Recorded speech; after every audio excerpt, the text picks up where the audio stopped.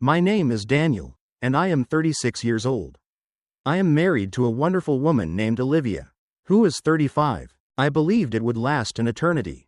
Yet I was mistaken. I constantly reminded myself that those 6 years were lost to me forever. When we first connected on Instagram, I genuinely felt like I had discovered something extraordinary. She possessed a delightful sense of humor, striking beauty, and an air of perfection. In my formative years, chaos reigned supreme. My father endured intense mistreatment from my mother, who would erupt into screaming fits at 3 a.m., hurl plates across the room, and direct all her anger towards him. In spite of everything, he remained because of his love for us. That experience left me on high alert while dating Olivia. For 2 years, I examined every detail closely. Her approach to managing stress, finances, and her interactions with waitstaff was quite revealing. I believed I was being thorough, searching for any warning signs before entering into a lifelong commitment. She excelled in every assessment. Olivia embodied compassion, patience, and generosity, my mother's antithesis. I genuinely thought I had shattered the cycle of abuse. We exchanged vows in a lovely ceremony, purchased an enchanting suburban house, and embarked on what I envisioned as our fairy tale ending. However, after approximately 2 years, everything began to unravel. Each month, without fail, we found ourselves embroiled in intense arguments over the smallest of issues.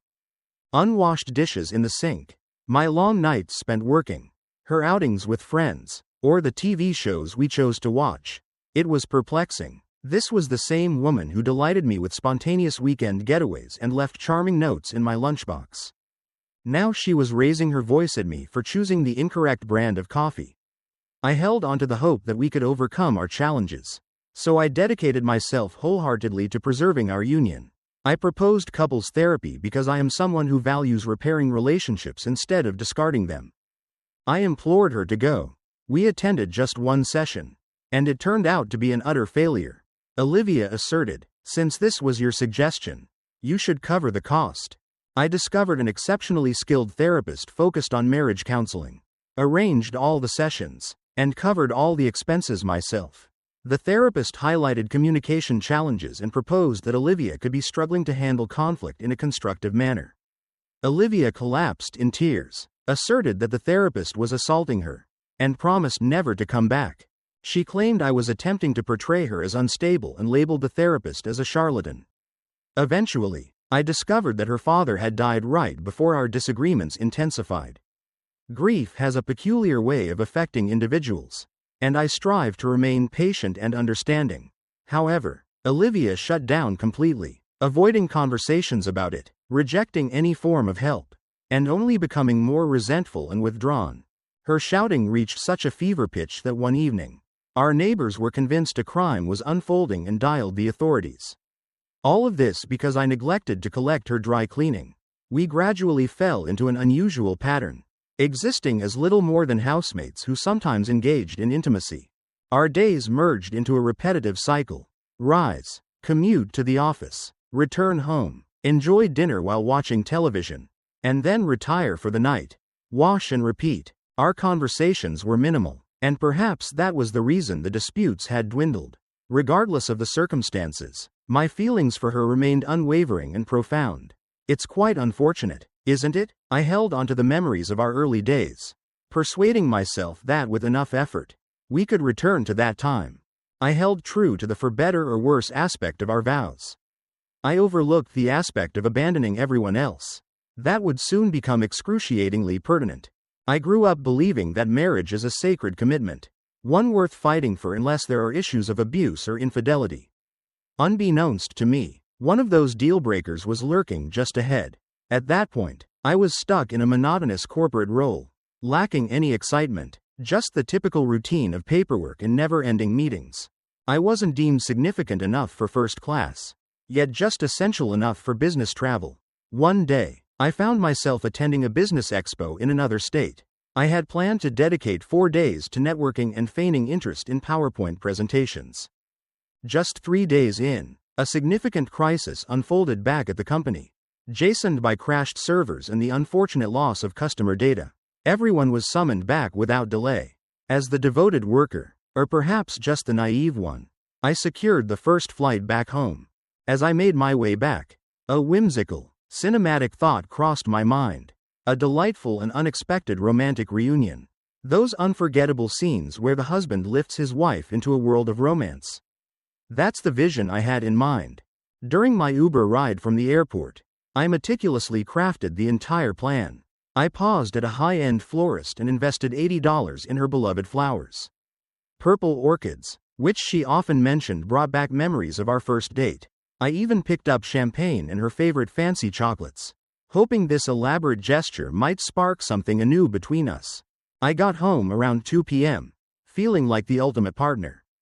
Her vehicle sat in the driveway, a logical sight given her routine of working from home on Thursdays. The house appeared ordinary, yet several details caught my attention as peculiar.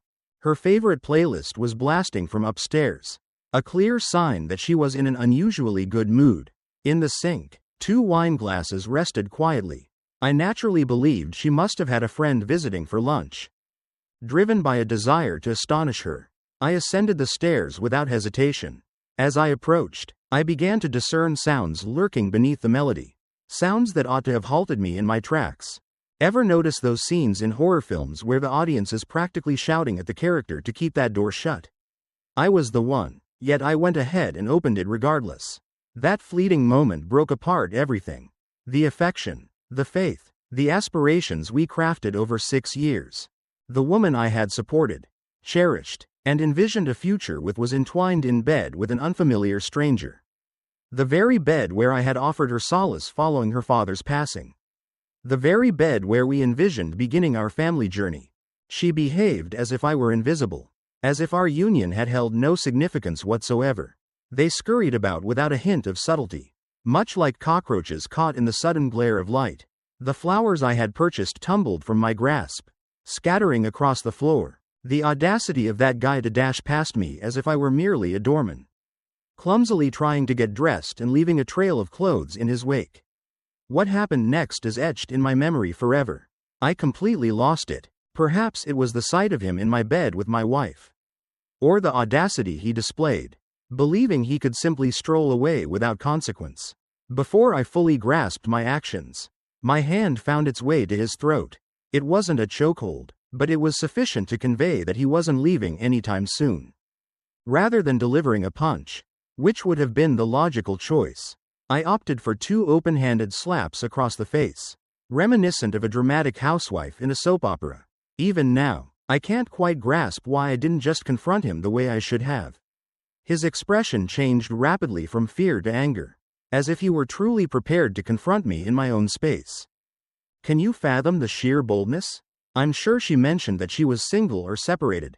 He likely assumed I was just another deranged former partner.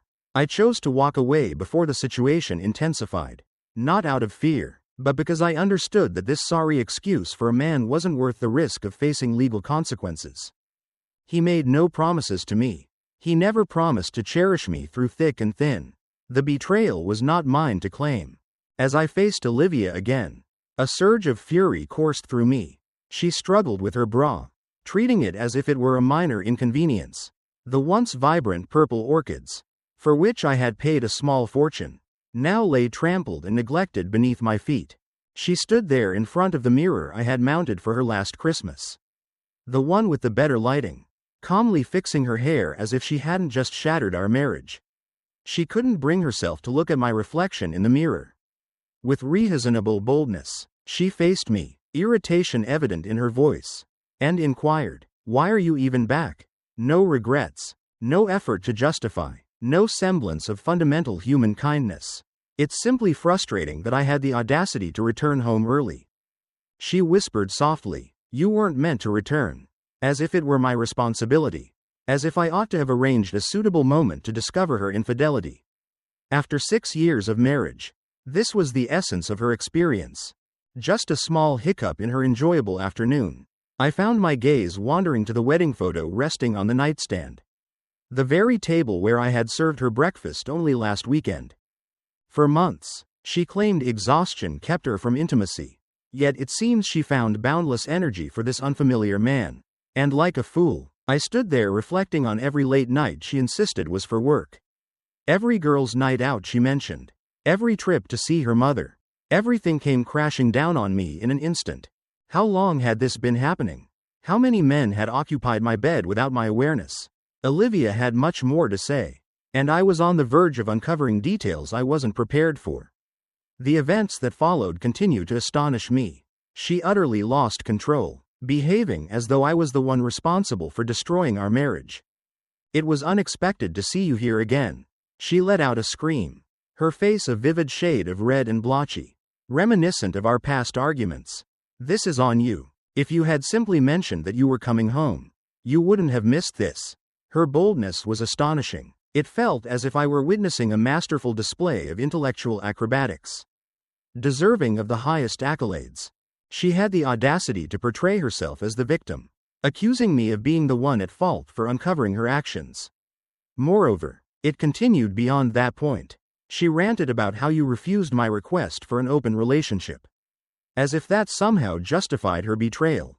I recalled that discussion, a solitary inebriated rejection, half a year back that I had resolutely rejected because I held a strong belief in monogamy. It seems that held no significance for her. "I have needs," she continued, as though I were a cold-hearted beast for desiring a loyal marriage. She attempted to present her betrayal as a gesture of compassion, asserting, "I aim to do this without causing you pain." How considerate, wouldn't you agree? In that instant, a fracture occurred within me. 6 years of love, trust, and commitment diminished to a mere statement of personal desires. Each expression of love, each delicate moment we experienced together, it all seemed like a wicked prank. My hands shook with fury as I moved across the room. I seized her by the collar of the shirt I had gifted her for her birthday. Just last month, she had wounded me profoundly, and a part of me yearned to inflict pain in return, to ensure she experienced even a sliver of the torment ripping through my heart. However, I found myself unable to accomplish it. The authentic terror reflected in her gaze brought me to a halt. Regardless of her actions, I wasn't the type of man to react that way. I recalled the expression of fear that would cross my mother's face whenever my father spiraled out of control. I had promised myself I would never turn into that kind of individual. With my fists tightly clenched, I took a step back and released her shirt, compelling myself to turn and walk away. Even as I stood there, disoriented and encircled by the crushed purple orchids, the very ones I had gifted her, Olivia seamlessly turned the story around. "You were about to strike me, weren't you?" she hissed, her tone dripping with malice. "This is precisely the reason I no longer have feelings for you. You don't embody true masculinity." Her accusations trailed behind me in the hallway, fierce and unyielding like a tempest. She transformed from trembling in terror to launching a barrage of insults at the very man she had just deceived. It occurred to me later, after my conversation with Jason, that she may have intended for me to lose control. Perhaps she was counting on me to lose my composure, providing her with the opportunity to portray herself as the victim, rush to the authorities with visible Jasons, allege mistreatment, and leave with a portion of my possessions along with ongoing financial support. The idea revolted me. I had to depart from that residence. The air was thick with a sense of betrayal, the lingering fragrances of their combined perfumes saturating the very bed where I had once offered her solace during her panic attacks. With my keys and wallet in hand, I set off on a drive without a destination, eventually arriving at Jason's place. He glanced my way and silently poured a strong drink. Jason had experienced a divorce himself, so he understood precisely what I was facing. "It's essential to seek legal counsel quickly," he stated without hesitation. And then arrived the most merciless moment. Olivia toiled away at a boutique, feigning a legitimate career while I raked in 6 figures. In my state, that meant I could potentially be obligated to provide financial support to this disloyal woman who had just shattered my existence. The injustice was overwhelming. The legal system embodies a peculiar irony. The individual who deceived you may ultimately deplete your resources. Even if you were the one betrayed, you may still find yourself bearing the cost. Jason, always the keen observer, noted that infidelity might influence the alimony assessment. He suggested maintaining a comprehensive record of all matters: messages, notifications, invoices, any evidence that demonstrated her infidelity. That was the initial spark of optimism. Perhaps I wouldn't need to finance her outings with the man she betrayed me with. My mind was in a whirl. That very morning, I found myself a joyful husband, eagerly crafting a surprise for my beloved wife. As I sat in Jason's living room, I found myself scrolling through Google for divorce attorneys, battling the nausea that threatened to overwhelm me with each recollection of the recent events. Reconciliation was never an option for me. I might have been foolish to purchase those lavish flowers for her. Yet I certainly wasn't foolish enough to overlook her actions. As I remained at Jason's apartment, sifting through my thoughts, my phone began to buzz incessantly. Olivia seemingly chose to extend her outburst through text, unable to manage me in person. And what a surprise! The items she sent were truly astonishing. This was the same woman who, just a week ago, had sent a text filled with love and heart emojis. She was now sharing vivid comparisons between her affair partner and me, complete with detailed descriptions of how he was allegedly superior in bed. It felt akin to perusing a harsh critique, filled with evaluations of performance and comparisons of scale. She even had the nerve to assert that he had spoiled her for other men. As if I would ever want her back after everything that happened. The finishing touch? She was livid with me for sabotaging something that was going well. In her convoluted reasoning, I was the selfish one for returning home unexpectedly and interrupting her pursuit of genuine happiness. The mental acrobatics were of Olympic caliber. Jason, fortunately, brought me back to the present moment. He persistently emphasized the importance of recording everything. Captures of the screen. Preserve everything. He was undeniably correct. Just moments after her dramatic outburst, I noticed the message bubbles fading away, one after another. She was hurriedly erasing traces. She might have believed she could wipe away her confessions. But the moment had passed. I had captured every single word in screenshots, securely saved on my phone, prepared to present to a divorced judge precisely why I deserved to know her a dime. Once she erased her damning messages, she switched to hurling every insult she could think of, conveniently sidestepping any reference to her afternoon activities. The swiftness with which she transitioned from boasting about her affair to acting as if it never occurred was astonishing. Akin to witnessing someone hurriedly tidy up a crime scene. That night, under the influence of whiskey and Jason's legal counsel, I hardly found any rest. As I scrolled through countless profiles of divorce attorneys, my thoughts looped endlessly, revisiting every detail. The following fortnight passed in a whirlwind of meetings. Some attorneys appeared to have minimal qualifications, while others requested retainers that exceeded the price of my vehicle. At last, I discovered Ryan. He didn't make it necessary for me to sacrifice a kidney to enlist his services and truly appeared to be invested in my situation. Upon presenting him with the screenshots and photos of the bedroom aftermath, a grin spread across his face. While practical, he recognized that we possessed a compelling argument to lessen or possibly eradicate alimony. Nevertheless, he cautioned me that judges in our state often showed a preference for the lower-earning spouse. Regardless of the situation, yet, Ryan vowed to stand by me, regardless of the circumstances. That was precisely what I needed to hear. The initial spark of optimism that emerged since this ordeal started was merely the presence of someone wise and encouraging by my side. The thrill unfolded as Olivia received the divorce papers. But it was not without its share of drama. For 3 weeks, she employed every tactic imaginable to evade the process server. She altered her routine, feigned absence, and even had her mother assert that she had relocated to Florida. In a twist of fate, she hadn't set foot in the gym for months. Yet the server happened to spot her just as she emerged from a yoga class. After being served, she utilized the entire 30 days permitted by law to formulate her response. An unmistakable act of malice. Olivia was aware that I was compensating my attorney, Ryan, on an hourly basis. It was clear she was intentionally prolonging the situation to deplete my resources. As the proceedings unfolded, she transformed into the epitome of pettiness. She somehow misplaced bank statements I was certain she possessed, overlooked crucial paperwork, arrived late to every meeting, and insisted on a comprehensive inventory of every single item in the house. Every detail matters, right down to the final spoon. Her attorney presented a series of absurd settlement proposals. She sought not just my 401k in the house, but also insisted on alimony. Indeed, The same woman I discovered being unfaithful believed she was entitled to half of my retirement savings. In the meantime, she continued her relationship with her affair partner. As our mutual friends eagerly shared the news with me, Olivia's resolve to make my life a challenge was evident, all while she thrived in her own world. Each time we seemed to reach an understanding, she would suddenly shift her stance or present fresh demands, almost delighting in the idea of me depleting my resources on legal expenses. I could almost hear her laughter echoing all the way to her boyfriend's place whenever Ryan had to deal with her nonsense.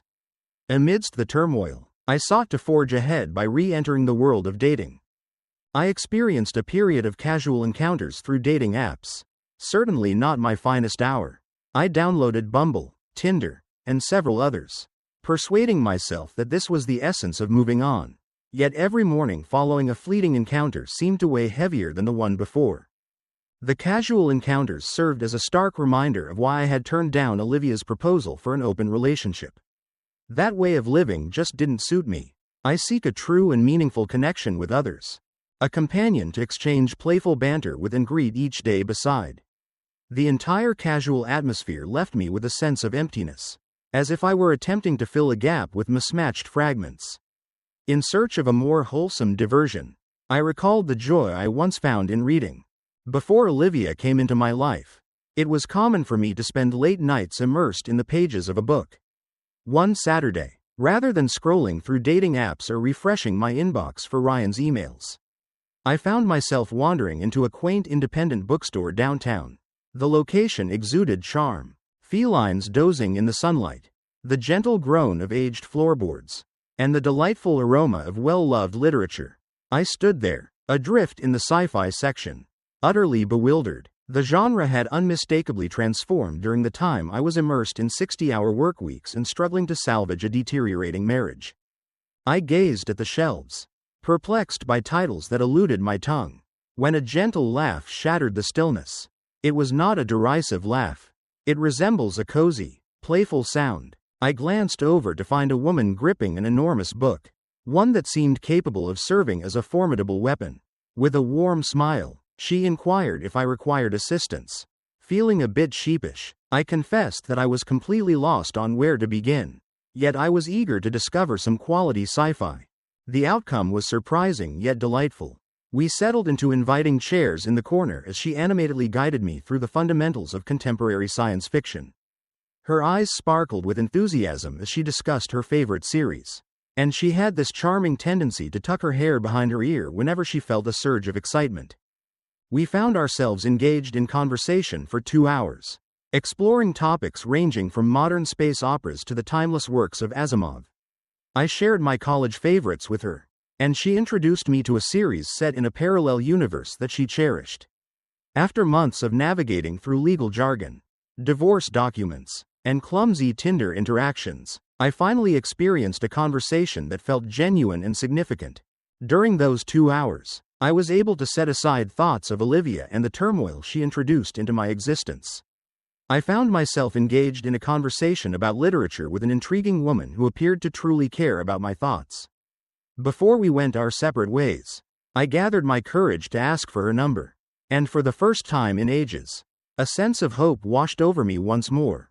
After our impromptu book club gathering, I exited the bookstore with a youthful spirit, even as my hands trembled while I entered her number into my phone. It may seem a bit sad for a 36-year-old man, but with her number, a suggestion for the 3-body problem, and the first real smile I'd experienced in months, I stepped out feeling uplifted. Later that evening, our text exchange seemed to exist in a different realm compared to the superficial chats I'd experienced on Tinder.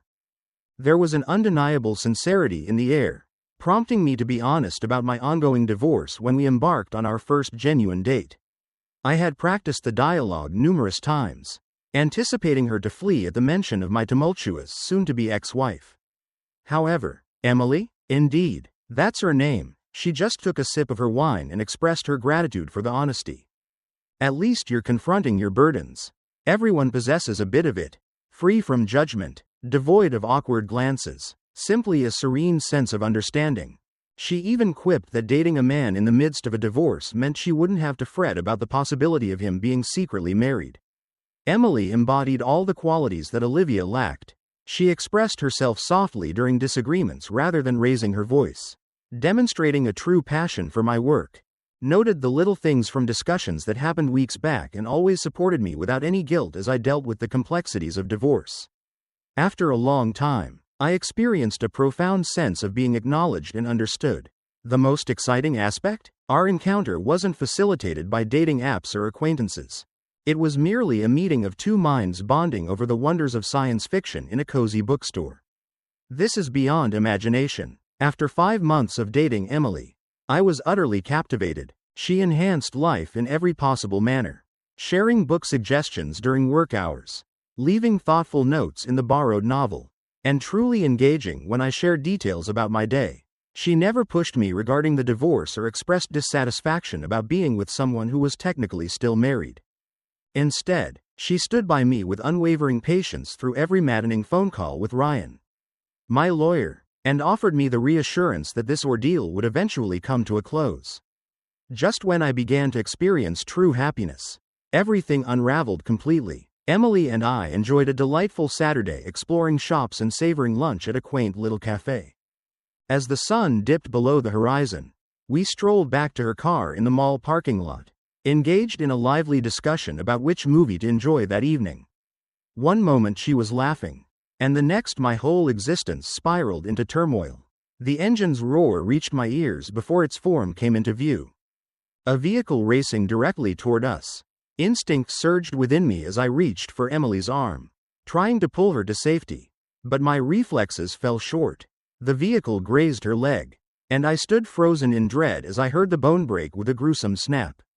Her scream will linger in my mind for all time. I fell to the ground beside her, attempting to protect her form. My hands trembled as I reached for my phone to dial 911.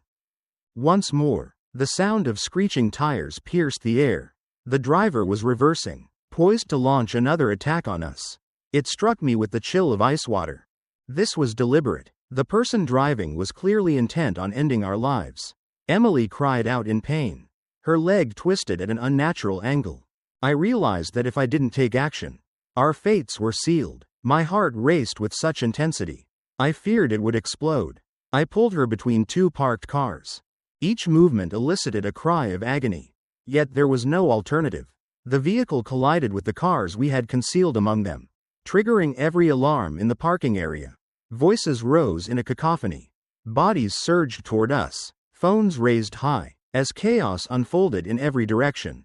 Amidst everything, the sound of Emily's sobs echoed in my ears. And then time froze in place. The driver's door swung open, and out emerged Olivia, composed as though she were on her way to a soiree.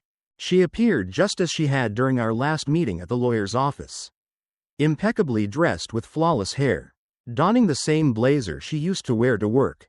Yet now, there was a wildness in her gaze that was entirely unfamiliar to me. The chilling juxtaposition of her refined demeanor and the chaos she had just unleashed intensified the dread of the entire scenario. This was Olivia, my soon-to-be ex-wife, who had seemingly taken it upon herself to follow us and concluded that if she couldn't have me, she'd prefer to see me dead. This was not merely the result of a careless driver or an unforeseen mishap. It was intentional. She had deliberately aimed at Emily, a woman who had only brought joy back into my life, in a bid to destroy me. As I cradled Emily, her cries of anguish piercing the turmoil, a part of me broke apart. This had evolved beyond just Olivia and me. She had ventured into territory that demanded attention. I maintained a watchful gaze on her, wary that she could be concealing a weapon or attempting to complete her earlier intentions. It felt otherworldly, akin to witnessing a person morph into a creature of nightmares. The woman I had shared 6 years of marriage with, the very same woman I had discovered in Betrayal, was no longer someone I could recognize. This was an experience steeped in darkness, brimming with fury and animosity. She meticulously orchestrated this, shadowed our movements, bided her time for the perfect opportunity, and then executed a deliberate choice to strike us down in the glaring light of day. As Olivia approached, her heels echoed on the pavement like a sinister countdown, her expression a mere facade, save for her eyes, which blazed with a fierce, unsettling animosity. Just as I anticipated she might reach us, a man resembling a linebacker intercepted her, restraining her as she struggled and fought to escape like a feral creature. Despite everything, my gaze remained fixed. This was the same woman who had once sat across countless dinner tables from me, envisioned a future filled with family, and shared my life for years. Now, here she stood, having just attempted to take the lives of my girlfriend and me. With sirens wailing, the police pulled up just ahead of the ambulance. Emily lay in pain as they gently placed her onto a stretcher. Yet she summoned a smile, attempting to comfort me with the promise that she'd be all right. In the meantime, Olivia utterly lost control. "It's just been a year, and you're already strutting around with that?" She howled with all her might, her voice laced with malice. The audience drew back, taken aback by the intensity of her fury. I stood there, blood still on my hands from assisting Emily, observing as the officers restrained Olivia and pulled her toward a police car. Even then, she flailed and cried out as though she were the one wronged, as if I were the antagonist for choosing to move forward. It was utterly perplexing. The boldness of it all is striking. This was the woman who had broken our marriage with her betrayal, prolonged the divorce out of malice, and now sought to end my life. And yet here she stood, embodying the role of the wronged individual, as they pushed her into the rear of the squad car, still unleashing a torrent of curses. I remained rooted in astonishment. The individual I once cherished deeply enough to wed had attempted to take my life. And in her distorted perception, I was inexplicably cast as the villain. My wife, who used to prepare delightful Sunday breakfasts and send sweet texts while I was at work, has recently tried to take the lives of two people without remorse. What's the most ridiculous aspect? She truly appeared to think she was in the right, as though I were the antagonist for uncovering her betrayal. Each time I went to see Emily in the hospital, I prepared myself for the unavoidable end of our relationship. Who could fault her? 5 months into dating, my unpredictable soon-to-be ex-wife attempted to transform her into a decorative hood ornament. That sort of baggage isn't typically what most individuals agree to take on. Emily faced months of physical therapy, her leg confined within a cumbersome cast. As I revealed the identity of the driver, I found myself unable to meet her gaze. I found myself fixated on the hospital floor, anticipating her words, "I can't do this anymore." But Emily simply took my hand and rejacened. "At least she'll have ample time to address her road rage while in prison." She lay there with pins in her leg, attempting to soothe me after my ex-wife's act of attempted murder. When I inquired whether she was certain about her decision to remain with me despite all that had transpired, she met my gaze with unwavering resolve. "Do you really believe I'm going to allow her to come out on top? I will walk again without a doubt. While she faces the consequences of her actions, I believe I'll emerge victorious in this situation." The district attorney developed an intense fixation on the case, particularly after examining the security footage. The entire chilling event was captured in striking high definition. Olivia's car prowled the parking lot, scanning for a spot like a predator on the hunt. She parked and observed us for a time, a detail that the D highlighted as vital proof of premeditation. This was not an abrupt lapse in control. She had followed our movements, biding her time for the ideal opportunity, and intentionally aimed to eliminate Emily before racing directly toward us. The video captured her making several passes through our neighborhood. Upon spotting us in the perfect spot, she hit the gas. The initial blow crushed Emily's leg, and then Olivia backed up for another try while I desperately dragged Emily between two parked cars. The whole terrifying spectacle was recorded from multiple perspectives. Could it be the most dreamlike aspect? Just before she tried to take our lives, Olivia nonchalantly applied her lipstick in the rearview mirror, as if she were preparing for a corporate meeting instead of scheming a double murder. The district attorney referred to this as a compelling piece of evidence, demonstrating that she was completely aware and in command of her actions. This was not an impulsive act driven by strong emotions. It was a deliberate and ruthless effort to eliminate her ex-husband's new girlfriend. The divorce proceedings ground to a standstill as I navigated months filled with courthouse visits, hospital stays with Emily, and the demands of work. At first, my boss showed understanding, but I sensed his tolerance was dwindling after my ongoing absences for legal issues. The trial unfolded as a brilliant demonstration of how to achieve a conviction.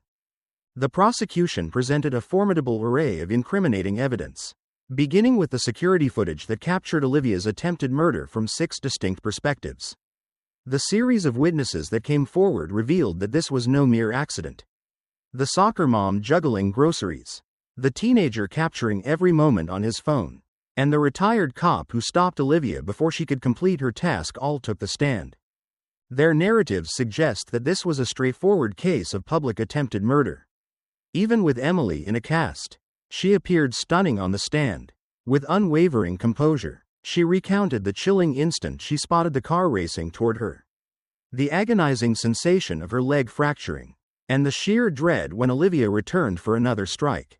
I also had to take the stand, recounting the menacing messages, the tumultuous divorce, and discovering Olivia's infidelity. During the trial, Olivia sat quietly, dabbing her eyes with tissues, trying to convey a sense of remorse. The jury was not convinced at all.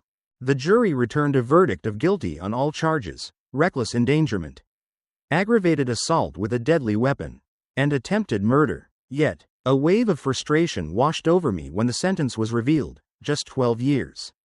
And with good behavior, she might be released even earlier. The judge appeared influenced by her heartfelt apology, despite the footage revealing her composed demeanor as she adjusted her makeup in the rearview mirror prior to driving toward us. The prosecutor provided an explanation. A first-time offender with no previous record has shown remorse. Is that for real? Is a 12-year sentence really appropriate for a premeditated attempt on 2 lives? She followed our every move, orchestrated her actions meticulously, and only ceased when an onlooker stepped in. The boldness didn't stop there. As the sentencing unfolded, Olivia glanced our way and delivered a lackluster apology, insisting she wasn't in her right mind that day, as though there could ever be a justifiable moment to attempt to run people down in a parking lot. Emily remained silent, locking eyes with her in a piercing gaze. Although the outcome wasn't what we desired, it still represented 12 years of freedom from the constant vigilance in parking lots. And there was an unexpected silver lining. The judge's perspective on alimony changed significantly following a murder attempt. The divorce proceedings concluded swiftly. Olivia was required to join through a video link from prison, and the judge was unequivocal about it. The court does not engage in the practice of granting alimony to those who have attempted murder. The lawyer representing Olivia faced a series of failures as each attempt to claim a portion of my assets was dismissed one after another. Ultimately, she departed with precisely what she had entered the marriage with: her garments, belongings, and a correctional facility account. After prolonging the divorce with absurd requests, Olivia found herself with nothing. However, I found it impossible to remain in that old apartment.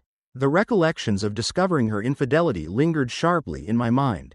Emily and I discovered an incredible spot nearer to the city, featuring breathtaking views and, crucially, no remnants of my past haunting me. Emily has made a complete recovery, and you would barely realize she ever had a broken leg. She quips that being hit by a car was worth it because it freed me from my crazy ex. Such dark humor. However, it is beneficial. At times, I reflect on whether I might have anticipated it. Perhaps it was when Olivia began instigating conflicts over trivial matters or chose to abandon couples therapy altogether. Yet madness often arrives without any glaring signals. At times, it remains understated until it makes a lethal attempt on your partner in a parking lot. In spite of all that has transpired, I find myself truly content at this moment. Emily and I connected over our mutual passion for science fiction literature. And it seems as though we're crafting our own adventurous tale with a joyful conclusion. We have plans to tie the knot next spring. Olivia will eventually be set free. But that's precisely the purpose of restraining orders. Additionally, Emily's father, who is a firearms instructor, ensured that we both obtained concealed carry licenses, just in case Olivia attempts anything again. During a tumultuous divorce or while navigating the dating scene post-separation, it's essential to remain alert. It might be best to steer clear of mall parking lots entirely. And keep in mind, it's essential to look into a person's history before entering into a romantic relationship, particularly if they are the type who could resort to violence following a separation. Thank you for taking the time to delve into my strange narrative. Reddit, I eagerly await your thoughts, particularly the car humor. What has been Emily's favorite up to this point? It seems your former partner truly wrecked that relationship. Oh, and indeed, we continue to visit the bookstore. Absolutely not. We do not use that same parking lot. Dear listeners, we invite you to share your insights in the comments section below. Also, remember to like, share, and subscribe to stay connected.